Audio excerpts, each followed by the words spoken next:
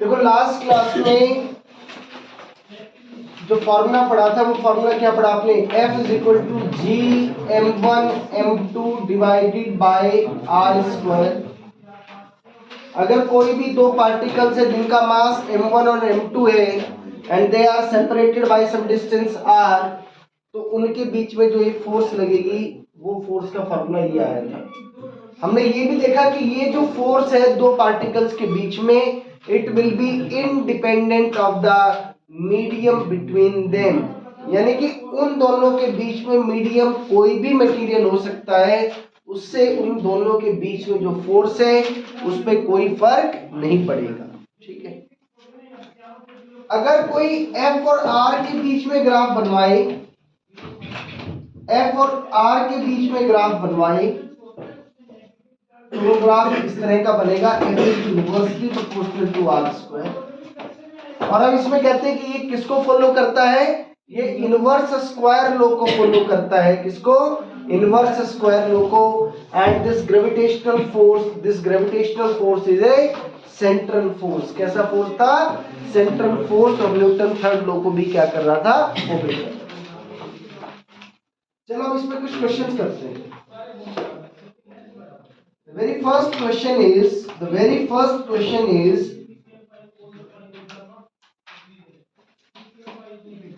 the gravitational force between 2 point particles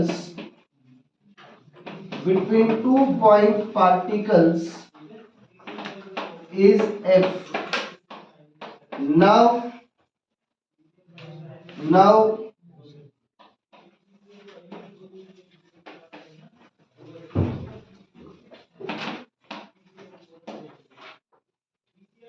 Now the separation between them is doubled.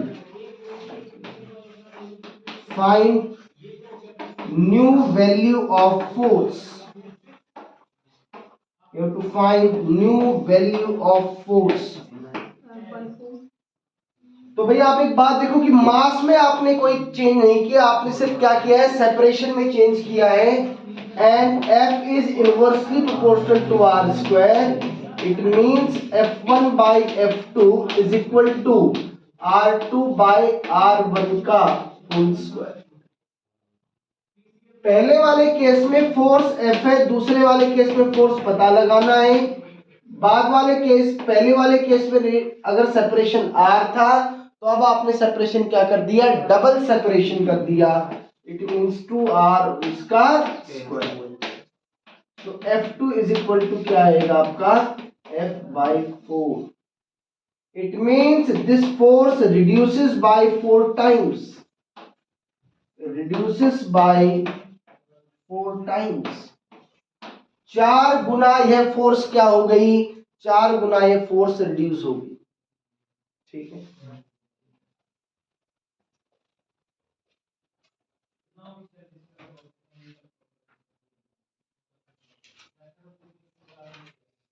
कर लोगे इस तरह के सवाल? अरे इसमें और इस तरह के सवाल करवाने की जरूरत है कि मास को चेंज कर दिया या इस तरह वाले क्वेश्चन में?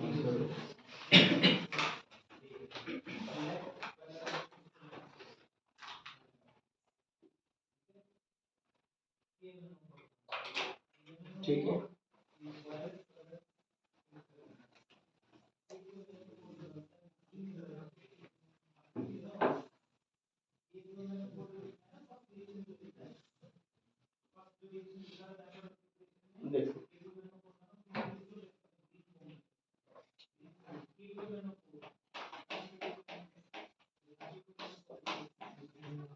देखो लेट अस से कि आपको ये कहा जाए कि एक पॉइंट पार्टिकल है जिसका मास m1 है और this is a holospherical shell. This is a holospherical shell.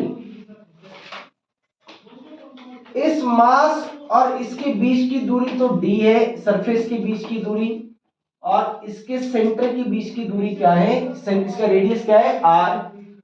और इस होलोस्फीयर का मास m2 है।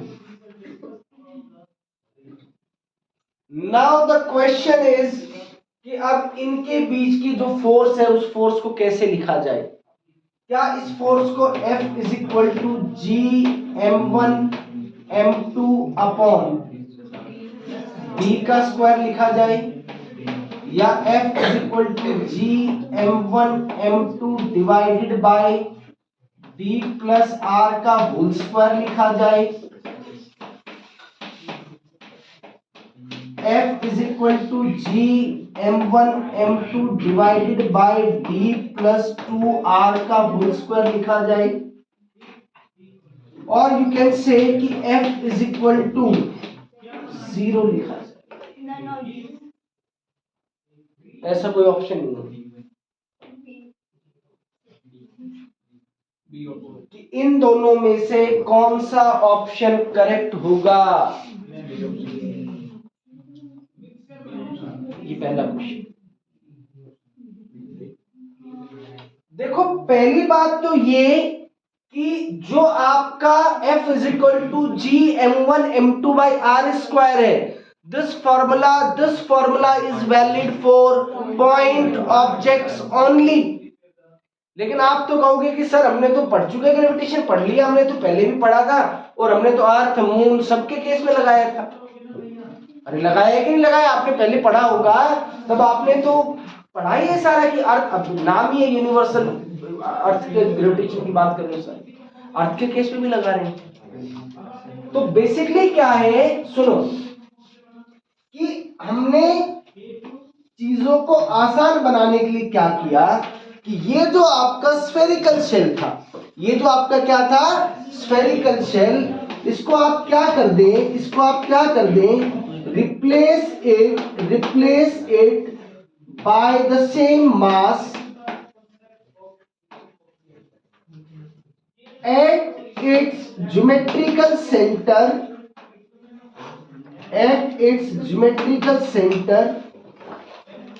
by a point object।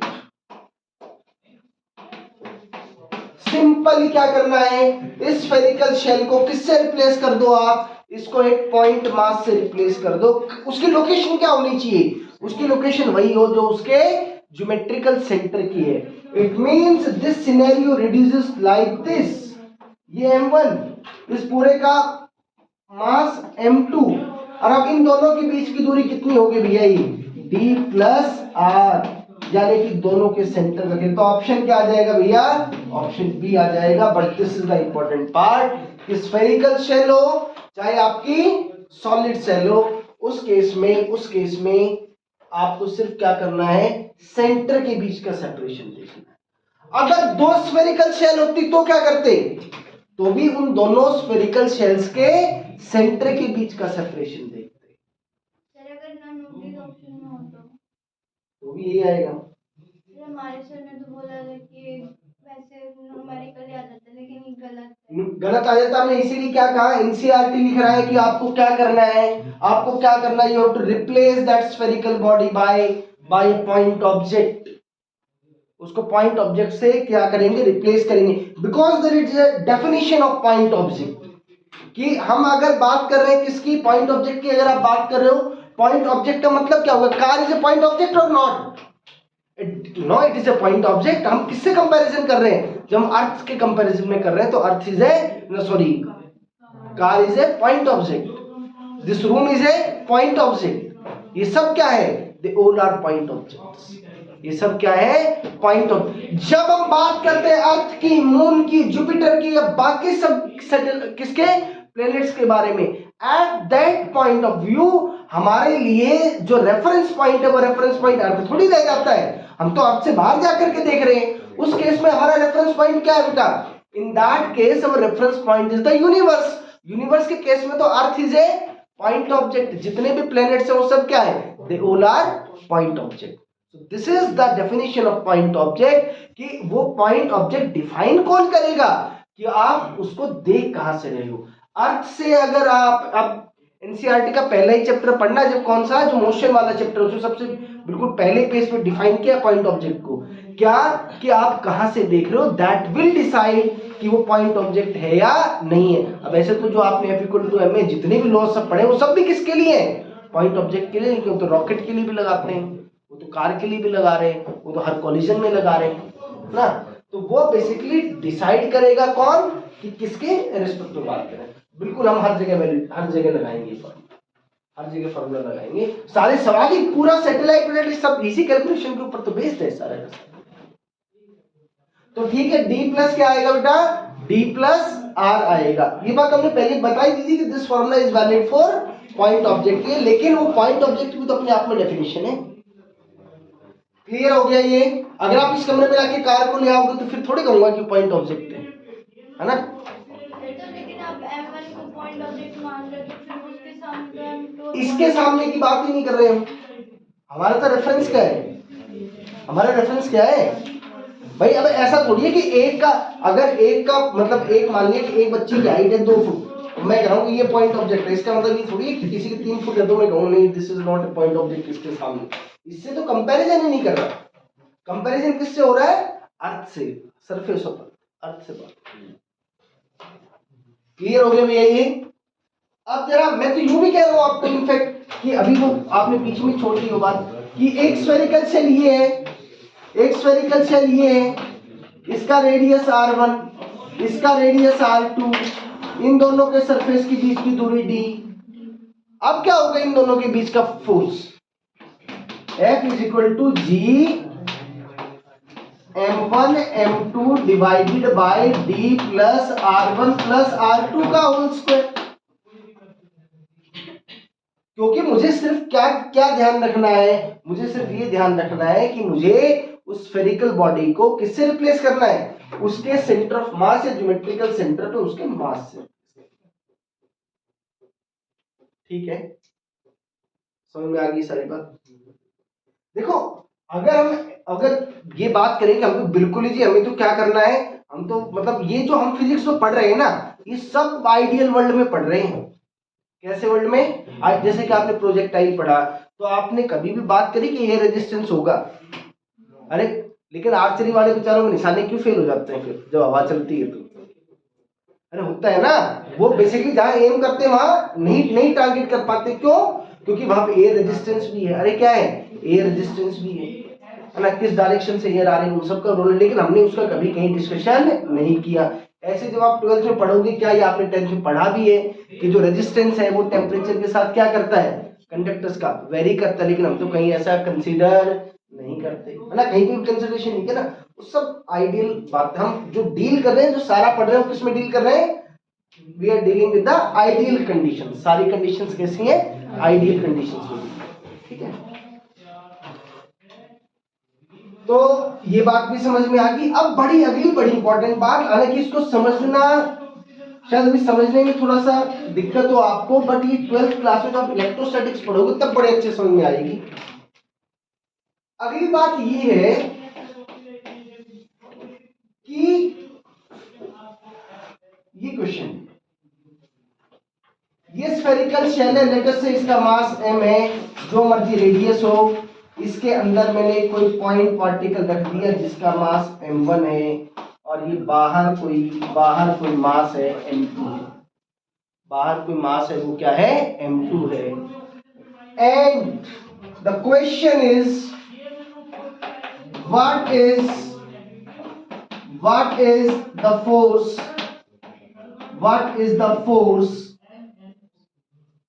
on m1।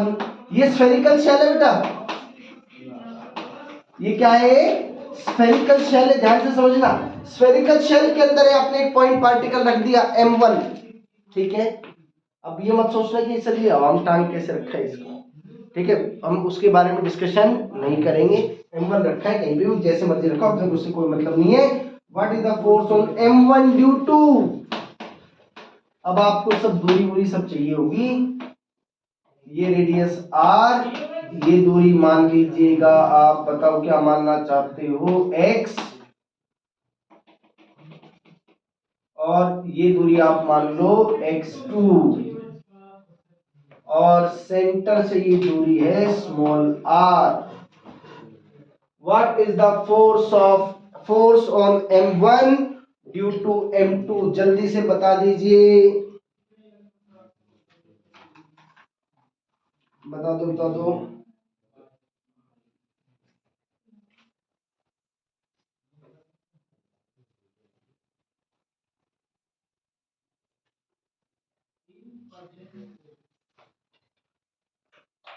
बताओ जल्दी से, कर रहे हो सॉल्व?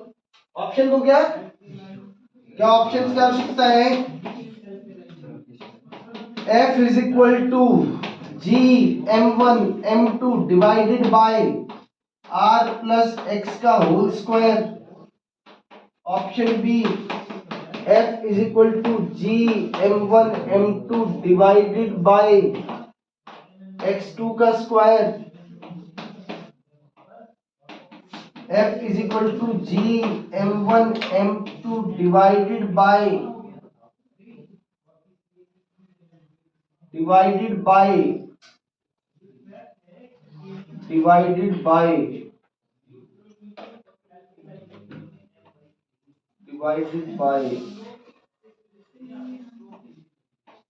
R plus X का स्क्वायर जमा R स्क्वायर इसका, नहीं बस इतना ही। डी ऑप्शन क्या मिले? जीरो मान।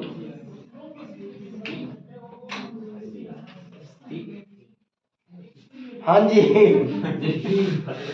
अब आपको ऐसा ही लग रहा है कि जितने आपके नंबर उतनी ही आप पर फोर्स, ऐसा लग रहा है क्या? बताओ जल्दी से आंसर बताओ। सी, कैसे सोचा ये? मतलब ये तो गलत है, 100% गलत है तो। हाँ, कौन सा कह रहे हो? बी ऑप्शन जिसने सोचा वो फिर भी कहीं ना कहीं लॉजिकली सही है, बट आंसर तो गलत ही है। Answer is D. जो बच्चे 12th में पढ़े, आपने तो पढ़ा है ये इलेक्ट्रोस्टैटिक शील्डिंग। अरे जो बच्चे 12वीं क्लास वाले बैठे हैं वो तो पढ़ चुके हो ना इलेक्ट्रोस्टैटिक शील्डिंग। क्या होता है इलेक्ट्रोस्टैटिक शील्डिंग के अंदर?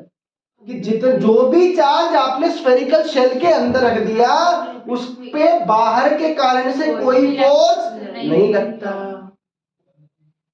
बिल्कुल ऐसे ही, this is a kind of electrostatic shielding. इसको आप ग्रेविटेशनल शील्डिंग कह सकते हो। क्या कह सकते हो? Gravitational shielding. It is very important concept. It is similar to electrostatic, similar to आप क्या कहो इसको? Gravitational shielding. ग्रेविटेशनल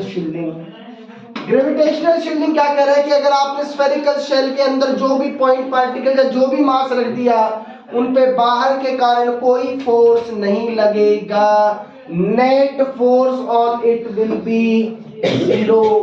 लिखें जरा सब लोग आप, ग्रेविटेशनल शील्डिंग में जो भी पार्टिकल्स शेल के अंदर, देखो जरूरी नहीं है कि शेल ही शेप हो, जो मर्जी शेप हो सकती है, बट आइडिया इज कि वो उसके अंदर रखे हुए हो। किसी भी कैविटी में रख दिया, किसी भी शेल में कैविटी में रखे हो, उन पर नेट फोर्स हमेशा जीरो होगी।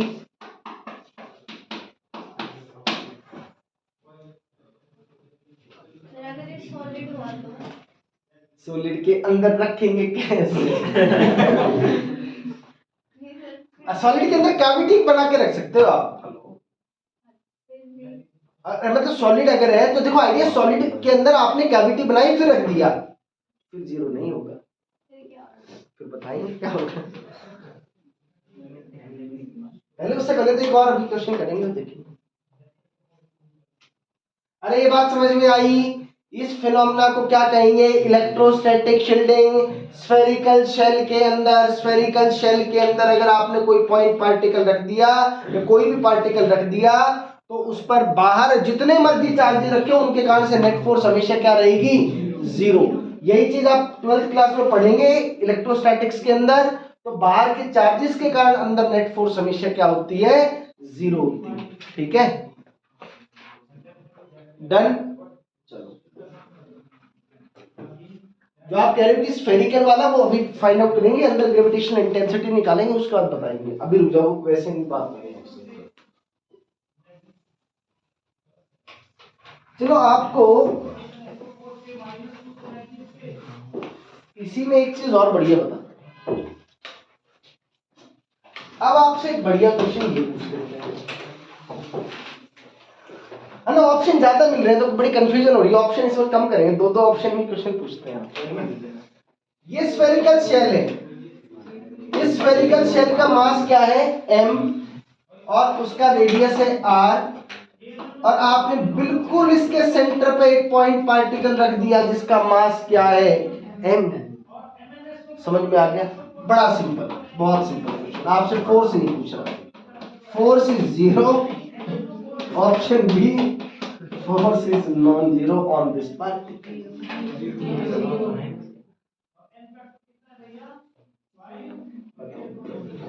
आपने इस स्फेरिकल से बाहर कोई पार्टिकल वार्टिकल नहीं रखा है, सिर्फ ये शेल है, शेल है, और शेल का मास कैपिटल एम है, और इसके सेंटर पे फोर्स ये पार्टिकल रख दिया है।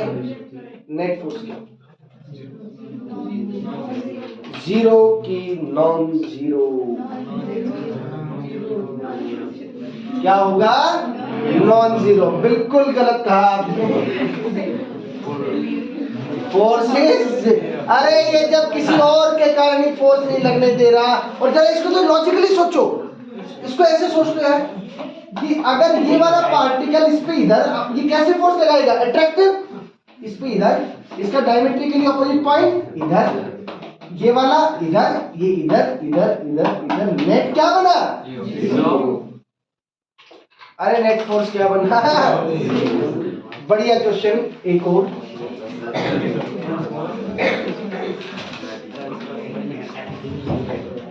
इस बार उस चार्ज पार्टिकल को सेंटर पे, ना चार्ज पार्टिकल को नहीं, सॉरी, वो जो भी पार्टिकल था अपना पॉइंट पार्टिकल, इस बार उसको सेंटर पे ना रखने की बजाय किसी रैंडम पोजीशन पर रख दिया।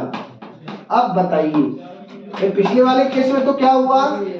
पिछले वाले केस में तो क्या किया कि हमने कहा रख दिया सेंटर पे, डायमेट्रिकली ऑपोजिट पॉइंट्स ने कैंसिल आउट कर उड़ा दिया उसको। अब इस बार जीरो की नॉन जीरो। अरे क्या आएगा? Non zero. बिल्कुल गलत जवाब, फिर से जीरो।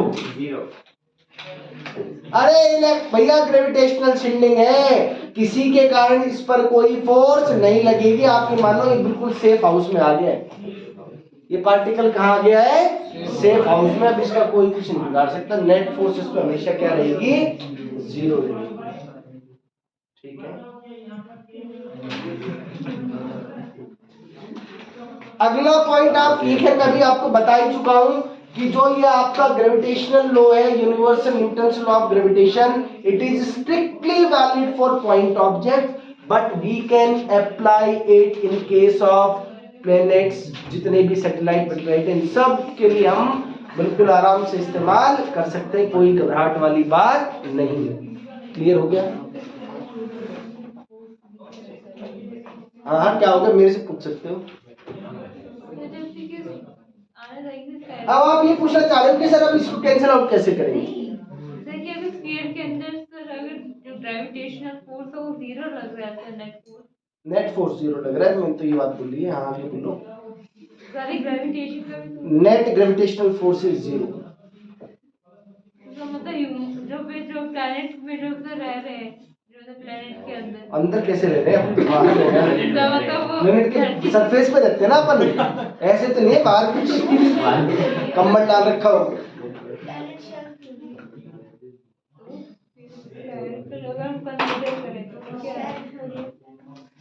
Question is invalid. वो बिल्कुल सही कह रही है कि वो कोई planet is not a shell ना, प्लेनेट शेल थोड़ी है कोई।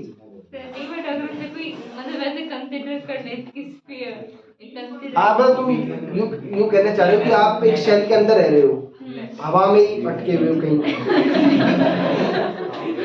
फिर तो ऐसे होना पड़ेगा, हवा में चल रहे हैं। चलो नेक्स्ट देखो, अब तक हमने, अब सुनो, अब तक हमने जो फोर्सेस की बात की वो सिर्फ किसके लिए बात की है मिस्टर गर्वेग? ध्यान दे लीजिए यार, वैसे बहुत फेमस है। किन्हीं भी दो पॉइंट पार्टिकल्स के बीच में फोर्स की बात करी थी। अब बात करते हैं इन केस ऑफ मल्टीपल, अगर आपके पास क्या हो पार्टिकल्स। प्रिंसिपल ऑफ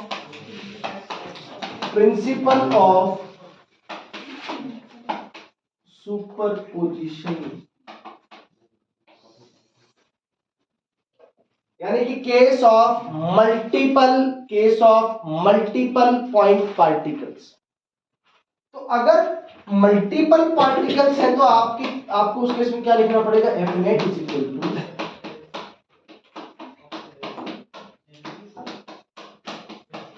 किसी भी पर्टिकुलर पार्टिकल पर जितने भी सराउंडिंग में पार्टिकल्स फोर्स लगा रहे हैं उन सब का आपको क्या करना पड़ेगा बेटा?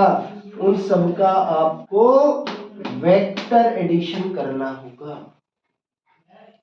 कैसा एडिशन करना होगा? वेक्टर एडिशन करना होगा। देखो कैसे कि लेटेस्ट से आप यहां पर ओरिजिन पे आपने कोई पार्टिकल रख दिया m0, ये कोई पार्टिकल m1 रखा है, m2 रखा है, m3 रखा है, सब अलग अलग पार्टिकल्स रखे। तो m1 वाला पार्टिकल क्या कर रहा होगा बेटा? ये इसको अपनी तरफ अट्रैक्ट कर रहा होगा कुछ F1 फोर्स से, ये वाला इसको अपनी तरफ अट्रैक्ट कर रहा होगा F2 फोर्स से, ये वाला कुछ अपनी तरफ अट्रैक्ट कर रहा होगा F3 को। जितनी भी फोर्सेस इस पार्टिकल के ऊपर लग रही हैं उन, क्योंकि फोर्स कैसी क्वांटिटी है? एक वेक्टर क्वांटिटी है, तो उन सब का आपको क्या करना पड़ेगा? उन सबका आपको क्या करना पड़ेगा? वेक्टर एडिशन करना पड़ेगा। यानी कि इंडिविजुअल फोर्स निकालिए और उनका वेक्टर एडिशन करिए। वेक्टर एडिशन आप जानते हैं बहुत अच्छे से, है ना मिस्टर योगेंद्र? वेक्टर एडिशन में 3 जमा 4 किसके बराबर आता है? 7 के कि 1 के? 5। ये कैसे है? ये कैसे बता दिया आपने यार, चमत्कार कर दिया आपने। बिना एंगल पता लगाए आपने फोर्स बता दिया, बहुत बढ़िया। अरे कर लिया ये नोट? Yes sir. तो चलो फिर इसमें क्वेश्चन।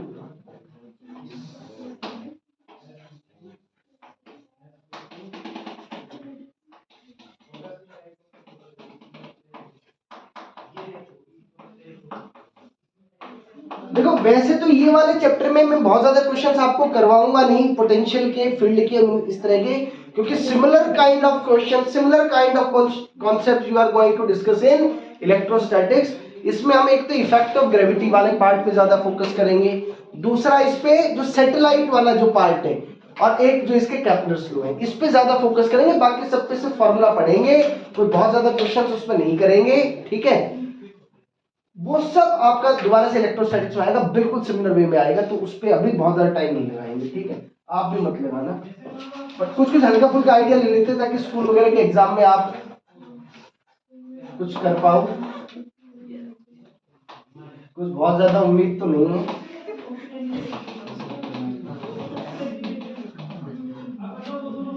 ये एक इक्विलेटरल ट्राइंगल है, ध्यान से सुनना भी। ये एक इक्विलेटरल ट्राइंगल है ऑफ साइड एल। आप है ना जब 12th में देखोगे आप, यू विल रियलाइज कि सिमिलर काइंड ऑफ क्वेश्चन है। मास की जगह चार्ज रख देंगे, बाकी सब कहानी सेम होगी। ग्रेविटेशनल फोर्स की जगह क्या बोलूंगा? इलेक्ट्रोस्टैटिक फोर्स बोल रहा हूँ।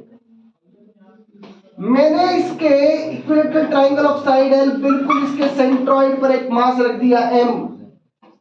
Mass capital M is placed at centroid, placed at centroid of triangle.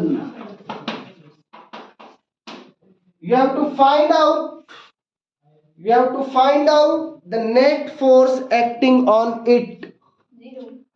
You have to find out the net force acting on it. Zero. Zero? Yes, sir.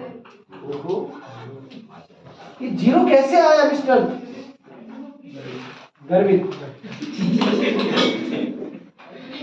बताइए गर्वित, आप कैसे आया जीरो? ये जीरो हो रहा है इसलिए जीरो आया। कैसे आया भाई? सुनो, ये वाला पार्टिकल, अच्छा इस वाले पार्टिकल पे फोर्स देखना है, ध्यान से सुनना, बहुत ज्यादा क्वेश्चन करूंगा नहीं इस पे। इस वाले पार्टिकल पर फोर्स देखनी है आपको। इस वाले पार्टिकल पर फोर्स इसके सराउंडिंग में जितने पार्टिकल्स है सब लगाएंगे। कितने पार्टिकल्स इसके सराउंडिंग में रखे हुए हैं? अरे कितने? तो कितनी फोर्स लगेंगी? तीनों फोर्स अट्रैक्टिव लगाएंगे कि रिपल्सिव लगाएंगे? या कोई रिपल्सिव भी लगा सकता है? सिर्फ अट्रैक्टिव ही लगाएंगे। ये वाला अट्रैक्टिव मतलब अपनी तरफ इसने कुछ फोर्स लगाया F1, ये वाला अपनी तरफ कुछ फोर्स लगाएगा F2, ये वाला अपनी तरफ कुछ फोर्स लगाएगा F3।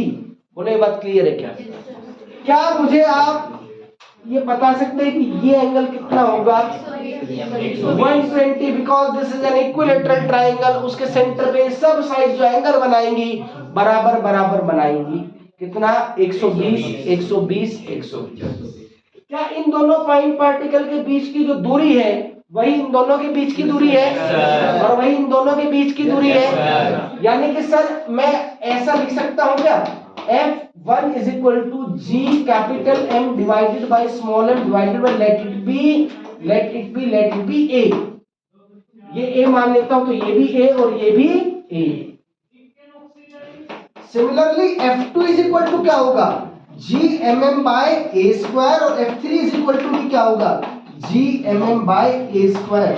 तो यू विल फाइंड कि तीनों फोर्सेस का मैग्नीट्यूड सेम है। तीनों फोर्सेस का मैग्नीट्यूड क्या है? सेम। जब इक्वल मैग्नीट्यूड के वेक्टर्स या फोर्सेस 120, 120, 120 डिग्री पर एक्ट करें तो उसका रिजल्टेंट जीरो आता है। ये वेक्टर एडिशन में बहुत बार पढ़ चुके हैं। तो भैया नेट फोर्स यहाँ क्या आ जाएगा? F net will be zero. बताओ आपको ये बात समझ में आई क्या? सेंट्रॉइड ऑफ ए ट्राइंगल पर अगर आपने कोई पार्टिकल रखा है तो उस पर नेट फोर्स क्या होगा भैया? Net force will be zero. Clear to everyone?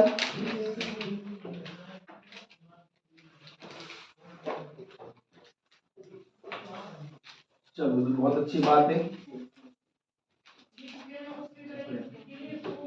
अगला question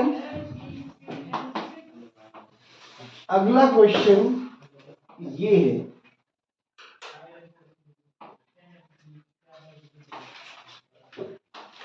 M। This is again an equilateral triangle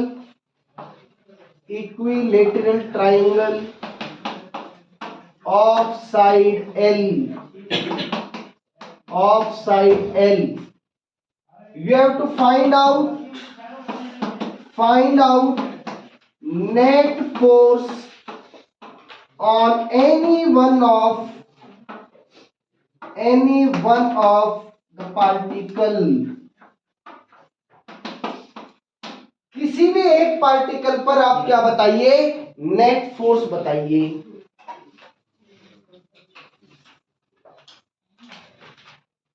net force बताइए, ये सवाल है। लेट अस से कि इस वाले पार्टिकल पर बताते हैं फोर्स। इस वाले पार्टिकल के सराउंडिंग में कितने पार्टिकल्स हैं? अरे कितने पार्टिकल्स हैं? दो पार्टिकल से कितनी फोर्स लगेंगी इस पर? ये वाला पार्टिकल तो इसको रिपेल करेगा, अट्रैक्ट करेगा। ये वाला भी इसको अट्रैक्ट करेगा। एंगल दोनों के बीच में 60 डिग्री। अरे एंगल, क्योंकि इक्विलैटरल ट्रायंगल दे रखा है। अभी तो तुम कहते हो इक्विलैटरल ट्रायंगल 120 डिग्री एंगल होता है सेंटर पे। ये वाला तो 60 आएगा। वेरी गुड बेटा, बहुत अच्छा। तो सब मालूम है आप। मुझे ऐसा लग रहा है कि F1 और F2 दोनों का मैग्नीट्यूड बराबर है। F1 और F2 दोनों का मैग्नीट्यूड बराबर है और वो GM² by L² है। दोनों के बीच में एंगल कितना है 60 डिग्री। तो आप मुझे एक बात बता दीजिए, रिजल्टेंट का फॉर्मूला आपको याद है कि भूल भाल चुके हो? a square plus b square plus 2ab cos theta. ठीक है, वैसे तो आपको डायरेक्टली याद करवाया गया था ये फार्मूला कि अगर दो बराबर मैग्नीट्यूड के फोर्सेज एक्ट कर रहे हो और एंगल 60 डिग्री हो तो उस केस में रिजल्टेंट आता है अंडर रूट ऑफ 3 टाइम्स किसी भी एक के बीच का मैग्नीट्यूड। वो आप चाहे दोबारा भी कर ले, मैं डायरेक्ट लिख दूं अंडर रूट ऑफ 3f, और वो f की वैल्यू क्या है gm square by L square. बताओ क्लियर है क्या? क्या आप इस तरह से मल्टीपल चार्जेस अगर रखे हुए हैं तो मल्टीपल चार्जेस के केस में फोर्स निकाल सकते हो क्या? बताओ, क्या मल्टीपल चार्जेस के केस में फोर्स निकाली जा सकती है क्या?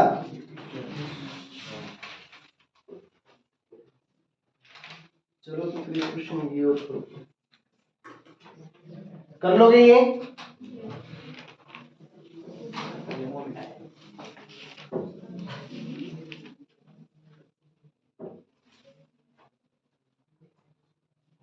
चलो एक थोड़ा सा मैं लेवल हल्का सा बढ़ा रहा हूं, हालांकि प्रैक्टिस के लिए कर सकते हैं।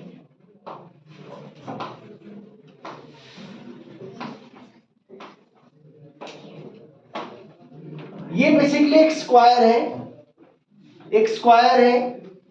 इस स्क्वायर के चारों वर्टिसेस के ऊपर आइडेंटिकल पार्टिकल्स रखे हुए हैं जिनका मास क्या है m, ठीक है, और इसकी साइड लेंथ क्या है, साइड लेंथ बराबर m।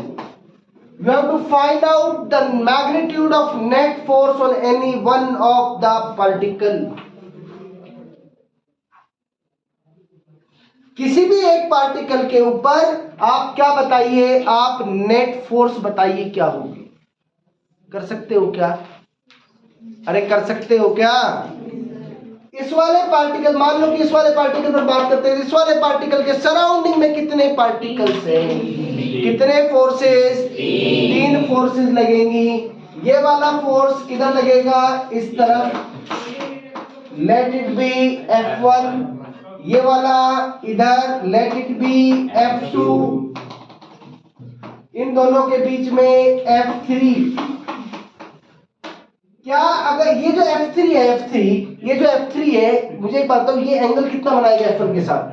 45, because F3 is directed along the diagonal.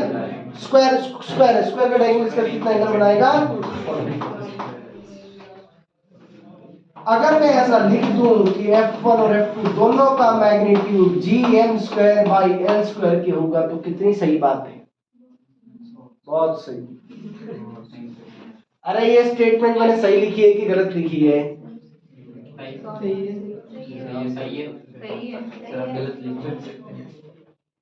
गलत लिख नहीं सकता मैं? बहुत अच्छी बात लिखी है, अभी लिखो थोड़ी देर में गलत लिखा। F1 बराबर, अरे यार इन दोनों के बीच की फोर्स क्या, gm into m divided by L square. इन दोनों के बीच में तो यही आ रही है, दोनों का मैग्नीट्यूड क्या है, सेम। भैया सीधी सी बात ही देख लिया करो, जो फोर्स आप निकाल रहे हो दोनों पार्टिकल्स का मास का प्रोडक्ट सेम है और दूरी सेम है, तो फोर्स हमेशा क्या आएगी, सेम, मैग्नीट्यूड में सेम आएगी। चलो एक बात और बताओ, F3 को क्या लिखूं? अच्छा इसको F मान लूं, F1 F2 दोनों, इसको कुछ बार बार लिखने की बजाय इसको F लिख लिया मैंने, ठीक है। F3 वैल्यू बताओ, इन दोनों के बीच की वैल्यू बताओ। ये L, तो ये कितना आएगा है? हाँ, अंडर रूट ऑफ 2L।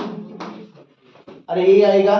तो अब आप एक बात बताओ, इन दोनों के बीच की दूरी है gm1 m2 divided by under root 2L का square, it comes out to be gm square by 2L square. और मुझे ऐसा लग रहा है कि f/2 आ गया।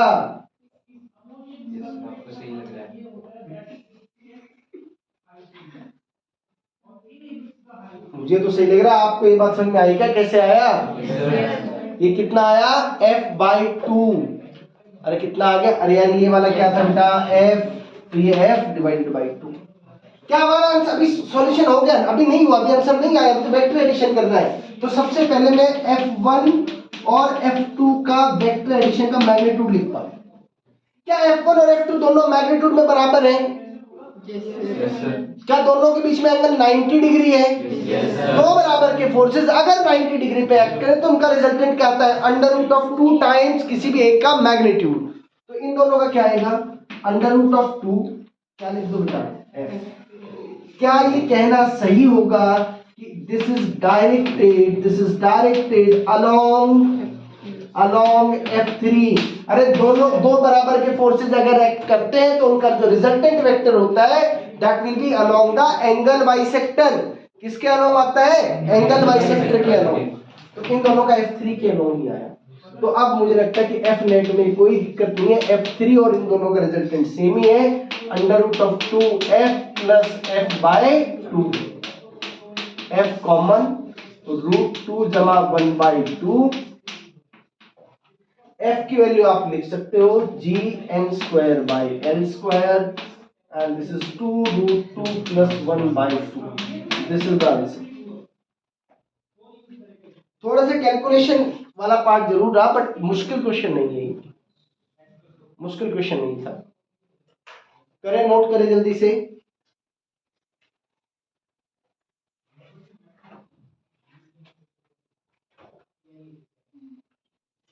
कर लिया नोट? करो करो करो।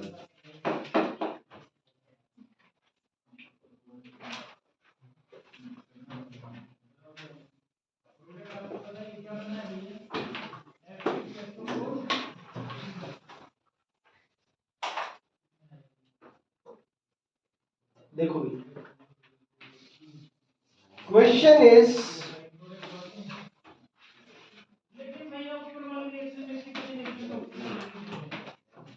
एक सर्कुलर पाथ है जिसका रेडियस क्या है? r। दो पॉइंट पार्टिकल्स है। क्या है आपके पास? दो पॉइंट पार्टिकल्स है, आइडेंटिकल पार्टिकल्स है, दोनों का मास क्या है? m। they are revolving around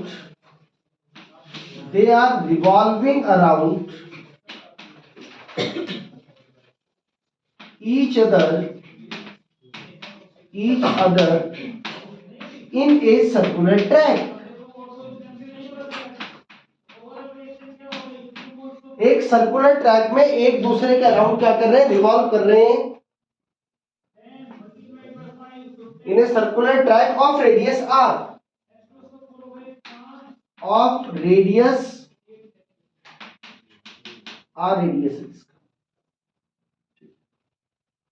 आप मुझे बताइए कि इनका टाइम पीरियड ऑफ रेवोल्यूशन क्या होगा, यानी कि एक चक्कर कितने समय में पूरा करेंगे। तो देखो, किसी भी पार्टिकल को सर्कुलर मोशन में रहने के लिए कौन से फोर्स की आवश्यकता है? सेंट्रीपिटल फोर्स का मैग्नीट्यूड कितना होता है? mv square by r। और वो कोई भी फोर्स जो सेंटर की तरफ डायरेक्टेड होगी वही क्या करेगी? सेंट्रीपिटल फोर्स प्रोवाइड करेगी, कोई नई फोर्स नहीं है। तो इन दोनों के बीच में क्या लग रहा है? Gravitational force. इन दोनों पे क्या लग रहा है? Gravitational force. वही ग्रेविटेशनल फोर्स इनको क्या प्रोवाइड करेगा? Required centripetal force. ध्यान से बताना मुझे, इस पर जो ग्रेविटेशनल फोर्स लग रही है बेटा वो कितनी लग रही है? Gm1 m2 डिवाइडेड बाय इन दोनों के बीच की दूरी 2r का square. It should be equal to mv square by r। एक m से तो एक m cancel out, gm by 4r square, v square by r, एक r से एक r भी कैंसिल आउट। यहां से आपके पास v का एक्सप्रेशन आ गया, v is equal to under root of gm by 4r। Fine, but हमें टाइम पीरियड निकालना है। टाइम पीरियड कैसे निकालोगे कि एक चक्कर पूरा करने में कितना समय लगा? तो भैया एक चक्कर करने में कितनी दूरी तय करी? 2 पाई r। किस वेलोसिटी से, किस गति से दूरी तय करी? Under root of G M by 4r। थोड़ा सा और सिंप्लीफाई करना चाहो तो और सिंप्लीफाई कर सकते हो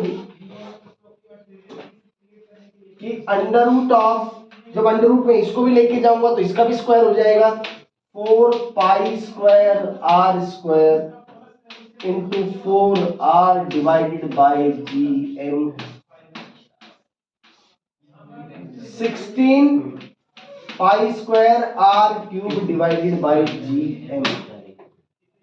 this will be time period. वो किसी और फॉर्मेट में भी लिख सकते हो, हमने इस फॉर्मेट में लिखा। ये इसका क्या आ जाएगा, टाइम पीरियड।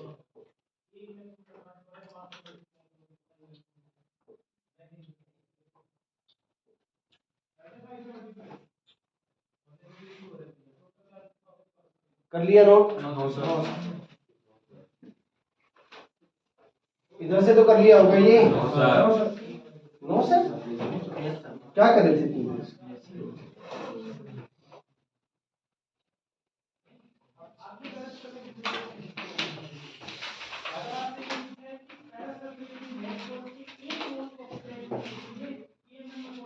लेट अस से ये मास m, ये मास 4m, they are separated by some distance L, they are separated by some distance L.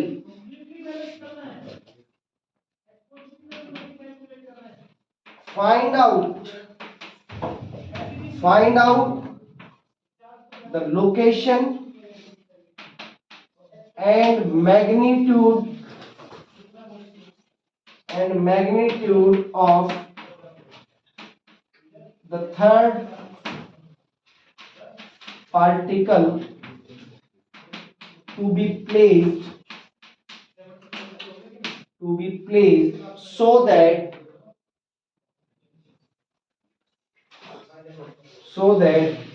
net force on it will be zero, so that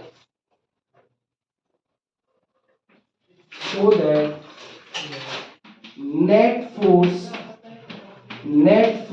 on it be zero,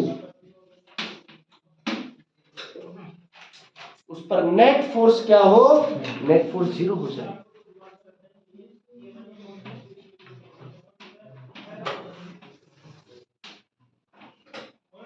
ये m, ये 4। The very first thing कि वो जो तीसरा particle रखा जाएगा वो तीसरा पार्टिकल कोलिनियर ही होना चाहिए, क्योंकि अगर आप इस लाइन के अलावा कहीं पर भी रखेंगे तो उस पे फोर्स इक्वल और अपोजिट नहीं कर पाएंगे। थर्ड पार्टिकल का मास कौन नहीं पता मुझे, पूछा है आपसे। बड़ा एक बार क्लियर होना चाहिए कि तीसरा पार्टिकल 101% का रखा जाना चाहिए, वो इसी लाइन पे रखा जाना चाहिए। अब इस लाइन पे भी आपके पास region number 1, region number 2, region number 3 region है। क्या उस पार्टिकल को रीजन नंबर 1 कौन से पैरामीटर है, इस m के इधर वाला हिस्सा, क्या उस तीसरे पार्टिकल को इस वाले हिस्से में रखा जा सकता है ताकि उस पर नेट फोर्स जीरो हो जाए? नहीं, बताओ क्यों नहीं रखा जा सकता? अरे ये वाला अगर आपने यहाँ रख दिया तो ये वाला भी अट्रैक्टिव फोर्स लगाएगा और ये वाला भी अट्रैक्टिव। क्या नेट फोर्स जीरो कर पाए? इस वाले में भी ये वाला भी अट्रैक्टिव और ये वाला भी अट्रैक्टिव, नेट फोर्स जीरो नहीं कर पाओगे। हमेशा क्या रखा जाएगा, बीच वाले रीजन में हमेशा तीसरा पार्टिकल, लेटेस्ट से उसका मास क्या है, m, यहां से दूरी क्या मान लिया आपने, x, तो ये दूरी कितनी बच गई, l माइनस x। इस पार्टिकल पर नेट फोर्स जीरो हो सकता है कि सर? बिल्कुल हो सकता है, जितना फोर्स ये लगाए उतना ही फोर्स ये भी लगा। इन दोनों के बीच की फोर्स कितनी है बताओ, G capital M small m divided by x square, it should be equal to G capital small m 4 capital M divided by L minus x का होल। G से G कैंसिल आउट हो गया। बड़ा important step, ध्यान से देखना, small m से small m cancel out हो गया क्या? यानी कि स्मॉल m की जो मर्जी वैल्यू हो से कोई फर्क, क्योंकि वो हमेशा कैंसिल आउट। समझ में आ रही है बात? इट मींस मैग्नीट्यूड की बात आई तो ये उसके क्या होगा, ये उसके इंडिपेंडेंट होगा। अरे क्या होगा, इंडिपेंडेंट होगा। आई कुछ बात समझ में? चलो अब बच गई उसकी क्या, location. m divided by X square it should be equal to 4m divided by l minus X का होल स्क्वायर। m से m भी कैंसिल आउट हो गया। ध्यान रखना इसी स्टेप पे रूट ले लेना। अगर स्क्वायर को सॉल्व करके और सॉल्व करने की कोशिश करोगे तो सॉल्व नहीं कर पाओगे, फंस जाओगे। यहीं पे रूट ले लो, 1/x 2/l minus X, 2x is equal to l minus X, 3x बराबर l and x is equal to l/3। तीसरा चार्ज पार्टिकल का जो मर्जी मैग्नीट्यूड हो, उन दोनों उस पार्टिकल को रखा कहां जाएगा, उन दोनों पार्टिकल्स के बीच में, उन दोनों पार्टिकल्स के बीच में, और उस पार्टिकल के नजदीक जिसका मास क्या होगा, कम। अरे l/3 नजदीक किसके है ये, कैपिटल M। तो नोट कर लें, लिखें जरा।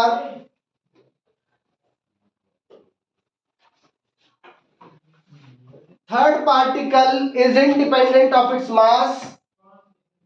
The third particle is independent of its mass. ठीक है, and it should be placed in between the two particles. In between the two particles.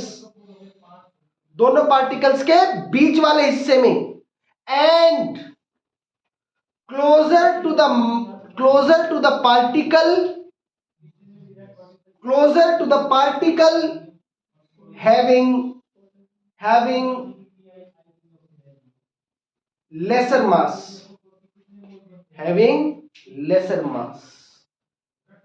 इतना आज की क्लास में करते हैं। जितना ये काम आपने किया है इसी को एक बार अच्छे से आपको दोबारा करके आना है। कल की क्लास में हम पढ़ेंगे क्या, acceleration due to gravity and the factors affecting gravity. इतना पार्ट हम करेंगे। क्या